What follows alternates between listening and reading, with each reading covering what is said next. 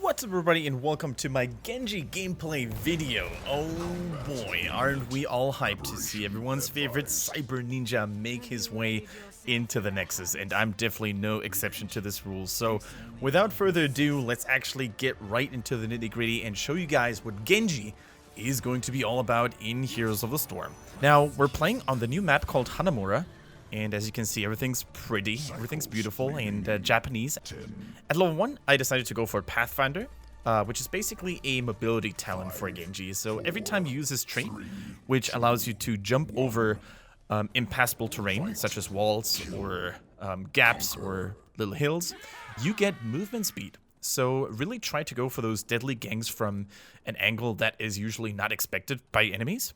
So for example, if I jumped over this bridge, or if I jumped over those rocks here in the vicinity, I would basically gain movement speed for a short period of time, which allows you to chase down enemies more efficiently. It allows you to disengage as well. So it's a great talent that can be used both offensively and defensively. Now on Hanamura, you will see that it is a 2-lane map. It has a couple of twists to it though. We're going to talk about that later, and we're also going to mention the map mechanic a little bit more in depth once it actually spawns. Just to give you guys a heads up, the map mechanic is payload. So just like in Overwatch, you're going to have to escort your payload to a target destination. Doing so will successfully bombard the enemy core for 1 damage. And as you can see, we're starting with 7 damage. Now I'm using my dash in to harass the enemy Cassia a little bit. However, you need to carefully disengage once your deflect and once your dash are on cooldown, because Genji, as you can tell, he is not the most tankiest of characters.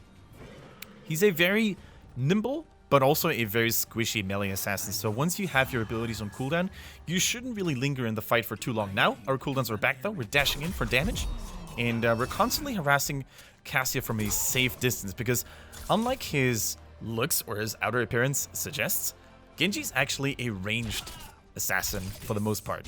He has melee components to his kit, but for the most part he's all about poking, and he usually only wants to go in if it's safe to do so, securing himself the kill and immediately getting himself that cooldown reset on his E. His E has, we're actually going to mention that again here before we get started with the real action. Alright, now we decided to go in, dash in with the E, secure the kill on Cassia, and dash out to safety. And that's exactly how you want to do it. Now we're going to take another look at this swift kill. Vala came in for the gank. We were patient. We tried to bait the Cassia and lure her into a false sense of security. With the help of Vala, we take her out, and you can really hear that blade sound that pops up every time you get a takedown. After a 2-second time window of using your E onto that target. So you basically have a 2-second time window during which your target could die in order to give you that reset on the E. It works similar to Li Ming's, reset trait. However, it has a time component to it, so it doesn't always apply. You will have to be fast enough to basically execute that target in 2 seconds. Now, the payloads have spawned, and as you can see, it is both active for your own team and for the enemy team as well. You at all times have the chance to track your own progress and the enemy team's progress. The little number indicates how many people are currently pushing that payload. The more people that are pushing, the faster it actually advances to the target destination. So always make sure to have at least 1 or 2 people near the payload, because as you can see, if there's no one around after a certain while, the payload is actually going to go home again. So you can really abuse that to your advantage. Now I'm jumping over the wall, getting a little bit of movement speed. We're engaging on the mouth. He's getting pretty low. I'm using my E to chase him down. Unfortunately, it won't be enough damage here, but you can really see how much damage my shurikens can deal on him. And I also took a quest talent, I think it was at level 4, which basically increases my damage on the shurikens the more heroes I hit with it. So you really want to make sure to hit as many enemy heroes with the shurikens as possible.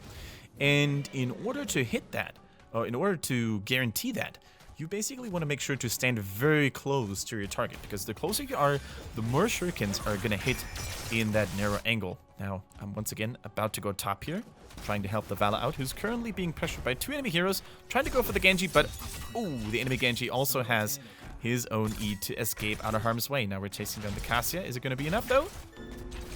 Ah, very close. Very close. The enemies are safe for now, but I'm pretty sure that we're going to get our revenge later on.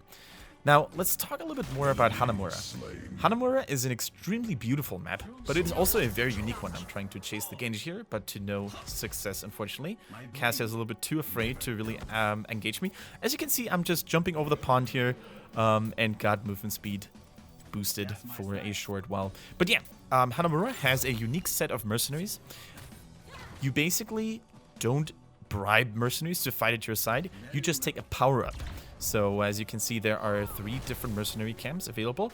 One of them drops a health power-up that you can activate at any given moment. There's another one that drops a turret, and there's another one that drops a vision. Now I'm jumping over the wall here, and we're trying to go for the Cassia, which we take down easily. We execute her with our E, and we dash out to safety as well, while also securing ourselves the payload. Let's take another look at that. Waiting for Vala to arrive. Patience is oftentimes very important when playing as Genji. Now we're jumping over. We're being speed boosted. Vala is following up here with a hungering arrow. Very nicely done. And just when she's about to escape, we're going to take Cassia out, who has no damage resistance against her E, which counts as ability damage. Very, very important to keep that in mind. So physical damage reduction, like physical armor, is not going to apply too much for Genji, who is more of an ability caster, actually. Because both his shurikens and the Swift Strike, which is his E, count as ability damage. So just like Alarak, for example, or Ragmus, Genji is a more ability-focused damage dealer compared to someone like Illidan, who focuses more on basic attacks. That doesn't mean that Genji's basic attacks are weak, though. Once again, another execution with a Swift Strike. Unfortunately, we didn't get the immediate reset here. Chasing down the Muradin, getting slowed, though. Oh, nice damage on through the enemy Genji, and I think he might actually fall. There we go. Down he goes. We still have her E. We're using it on the Cassia. She's getting blinded. She's solo. Is she going to fall? Yes, the hungering arrow follows her into the hall.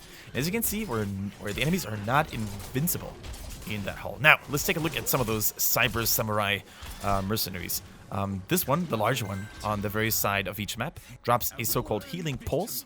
Now, it was Diablo who picked it up. Just like the nukes on Warhead Junction, you basically get to see who's carrying an upgrade in your team. And the healing pulse can be activated just like a Warhead, in fact. And it drops a massive mana and health heal to nearby allies. It's a very powerful support ability, basically, that allows you to sustain yourselves during longer battles while fighting for bosses, for example. Very, very useful. Now, Kerrigan is in trouble. She got taken out very quickly. I could have even dodged those Impaling Blades. Now, at level 10, we need to make a decision to go between Dragon Blade or X-Strike. In this game, I decided to go for X-Strike, which basically allows Genji to jump up in the air, becoming unstoppable and invulnerable for a short period of time. And then he drops down with a massive X-shaped slash that heavily damages all enemies that get hit by it. It can also be used as a gap closer because you can cast it a little bit ahead of yourself. We're actually going to try to use it in that battle relatively soon. We're diving into the right, and there we go. X-Strike goes down, heavy damage onto the enemy backline. We take out 1-2 at the same time. And we're jumping over the wall here to dash into safety. Now, we're going to take another look into that replay.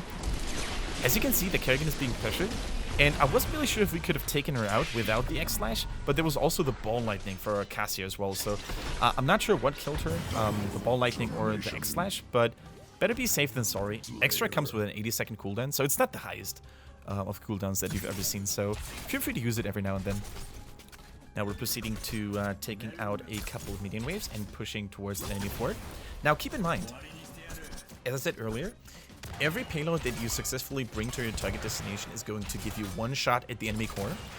Successfully taking out a fort or a keep is going to give you an additional shot, because you basically take over the cannons on that building. Now another takedown, we have another E, refresh, and the cooldown is ready. We're deflecting a little bit of damage here as well, but I think next to those forts and towers, we don't really want to go for a fight. Keep in mind that Genji also has a mana bar. So once you're running low on mana, you definitely want to pull back and refresh yourselves, because without your abilities, Genji is very, very weak. But yeah, back to what I was saying. All those forts, as you can see here, have a cannon. And once you take down an enemy fort, you basically empower the next shot of your next payload by 1. So very, very important to take down forts and keeps on this map, Hanamura. in particular. Now we take that one out. Very nice. The enemy payload is almost at its final destination, so we should have actually gone back here immediately. Oh, you can see that the healing pulse was used there, so you can really see how everyone gets back into good shape. Keep in mind that it heals both mana and health, so it is extremely useful. Now, Muradin falls, and I'm like, can I get that Malfurion? He's so low, but using the X-Strike doesn't hit him, and thankfully I have my Swift Strike ready, so I was able to get out of harm's way, and that was actually very close. So here, I jump over the wall. As you can see, it's a nice gap closer with the X-Strike, that is. But after realizing that Malf is still too healthy and is probably not going to fall, I just used my Swift Strike to get out of there. And that was actually very close. The deflect, keep in mind, your W makes you invulnerable for a short period of time, comparable to Varian's Shield Wall, for example. It has a nice twist to it, though. It actually deflects shots back to the nearest enemy. And it prioritizes heroes over minions, for example. So if there's a hero nearby and there's also a minion standing next to that hero, it will always shoot at the hero. So it's a very, very nice mechanic overall. Now I'm going for a level 13 talent called Shingan. And this will basically increase single target damage when a target gets hit by all 3 shurikens. Now I'm going to try to make that use on the Malf. And we want to hit him from point blank distance. Unfortunately, he dodged a couple of those shots here. And now I'm trying to execute him once again with a Swift Strike. But as you can see, Genji actually doesn't become unstoppable while dashing, right? So the preemptively cast Entangling Boots here by Malf interrupted my dash. Look at that. Bam. Couldn't actually finish him off. Look at that beautiful Prime Evil Diablo skin, by the way. It's so creepy. It's so magnificent. And I can't wait to unlock it at some point. Now we're passing the boss here as well. Keep in mind that our next payload should deal double damage because of that fort we killed earlier. I missed my shurikens here, unfortunately, and couldn't take out the enemy Genji. But we should be able to get that Muradin. He jumps over the wall. I can follow him, though, I think. I see the Thunderstone go down. I mount up immediately, and let's see. Up, there we go. We found him. Using that Swift Strike, killing him with bonus damage from Shingan. The level 13 talent, and Muradin is no more. I'm trying to also go for the Cassia. Genji is really good against Cassia because, as I said, most of his damage comes from abilities, and Cassia's trait only works against physical damage. So, beautifully done. It was kind of hard to aim X-Strike at some point. Like, I'm actually double-checking its hitbox and its shape. I played with Quick Cast on, so that basically didn't give me the shape here. For future use, I'm definitely going to use... I'm definitely going to turn Quick Cast off and activate on release, so I have a better idea of how to aim it. Now we took Malfurion out, which was very nice. We have a nice lead now, and as you can see, it's 6-3. There's only one payload available for us right now. Bam! Look at that. We killed Muradin, dashed in, and dashed out because of the cooldown reset. Beautiful. That makes you feel so powerful when playing as Genji. It is absolutely fantastic. Like, the range you have, the mobility you have thanks to it, is just insane. It makes you feel so good about yourself. Got another kill. The game is looking very, very good so far. We're sieging up for this keep here as well. And just look at that beautiful artwork as well. Like, those double cannons on the keep are looking so majestic. We're chasing down the Cassia. She gets almost taken out here. Almost taken out. At level 16, I'm going for a new talent called Steady Blade. And that basically empowers my Swift Strike the more heroes I hit with it. So let's say if I like 2 heroes in one go, it increases the damage for the next one, and so on and so forth. Look at that beautiful damage coming in here.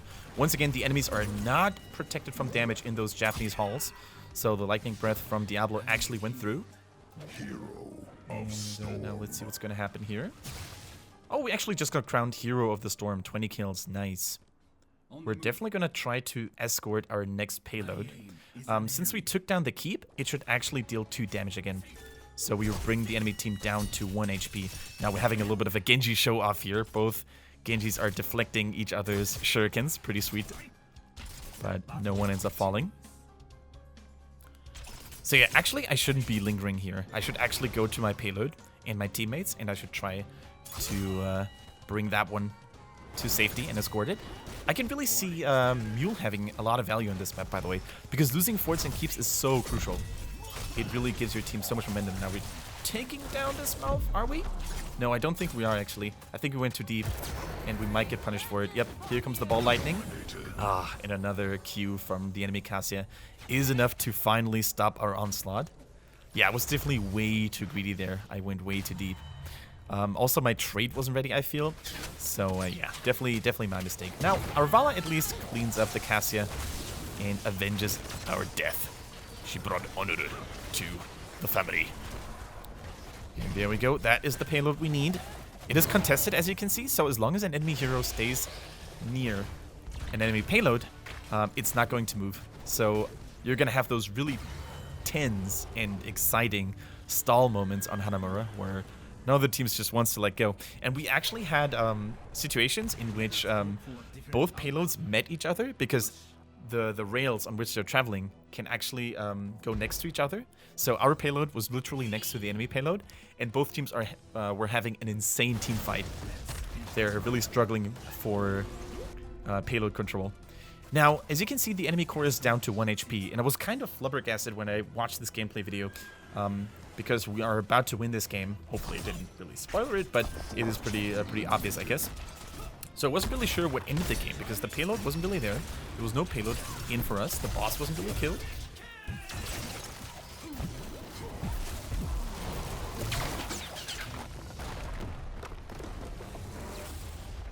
Let's actually take another look at what could have caused this death. And as you can see on the minimap, we have a huge minion wave pushing towards the enemy base. And I think as soon as a catapult reaches the core, it actually deals damage to it, similar to the Zapper camps on Towers of Doom. So you can really see this one catapult punching its way through and ending the game. So that was a really fun experience to play Genji on Hanamura. I hope you guys had a good time as well. Feel free to let me know what you think of Genji in the comment section down below. And feel free to also like and subscribe to the channel.